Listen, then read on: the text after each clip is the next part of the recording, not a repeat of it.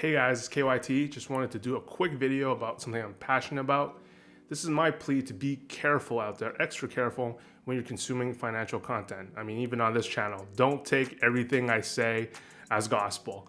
And it's been inspired by just the fact that I've seen a lot of channels start off in the finance space, start off as wanting to encourage good habits, saving money, saving spare change. But then their channel sort of warps because the videos that do well are the ones where they have an open mouth. Oh, top 10 stocks, or this stock went up 1,000%, or this will go up 1,000%, or this potential.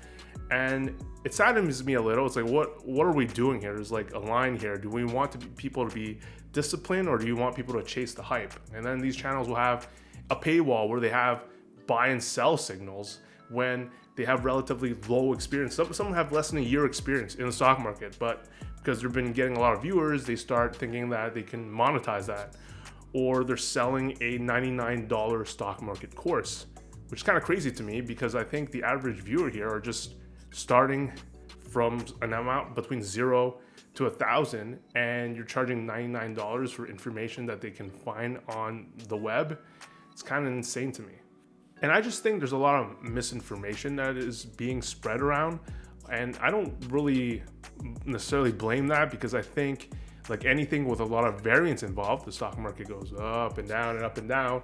It's like roulette when people bet on red because it's been black the previous 5 times. So it has to be red, right? So I think things like that really skew people's perspectives or make them think about their strategies in a different way. They get very influenced by luck. My mom, who enjoys playing blackjack from time to time, thinks the dealer has an impact on the cards. So that can be really dangerous in the stock market. And when I'm thinking about specifically the stock market, people new to investing start grabbing certain, I guess, buzzwords or typical quotes they hear from books they've read, or just friends, or they just casually hear those words, and then they try to use it in their own way, and in my opinion, the wrong way. So one quick example is the whole time in the market is better than timing the market overall, and I think it's really misused. I think it should only be applied to things with a positive expected outcome or return. For example, let's go back to the blackjack table. Like the casino, it doesn't time when it's going to play against you, regardless of how well it's done, how well it's beaten you or lost in the previous 10, 20 hands. It wants to play you at all times because any hand is a positive expected return. And that's the logic behind index investing and not really caring about what the current price is. That's the reason why a lot of professionals say the best time to invest is now, because at any moment, the market has a positive expected return. It's positive expected return over the long run. The problem is when people start applying this concept to specific stocks like Tesla or Bitcoin. They'll be like, I bought 20 shares of Tesla today because timing the market is better than trying to time the market. And it's like, no, that doesn't apply there, because there's no way of knowing whether Tesla has a positive expected return from this point forward. We know the market as a whole does, though, but not a specific stock. And there are other examples of concepts that I think are misapplied, and they're just used because they hear someone use it once, like DCA versus lump sum, daily cost averaging, dividends. Some people gravitate towards strategies they've just heard about but don't work, like dividend capturing.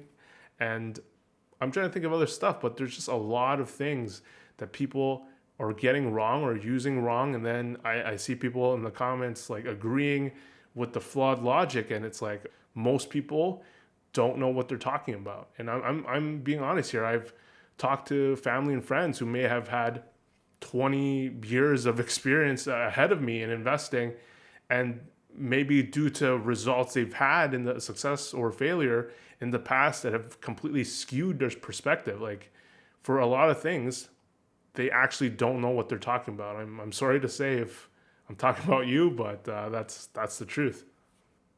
I don't want to get all somber about this, but I'm so passionate about this stuff because not too long ago, in fact, just about over a year ago, I still had over $50,000 in debt, and thank God it's gone down to absolute zero. But I've also been married for more than that, for 4 years, for longer than that rather.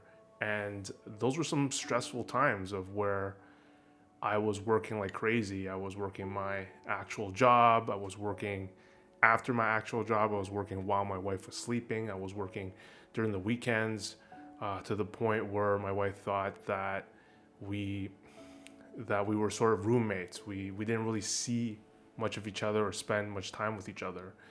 And I just regret not saving enough before that, not valuing money enough, and it really cost me. And so while people can find stock market, have fun with it, see investing as more of a game, and be happy when their stocks go up and down, I just want the viewer that stumbles upon my channel or all of these financial channels that are popping off on YouTube that this doesn't have to be a game. You don't have to necessarily keep track of all these different investments and make picks. There is a way through the madness that will ensure financial security for you in the long run. And yeah, just be careful out there. That's all I gotta say.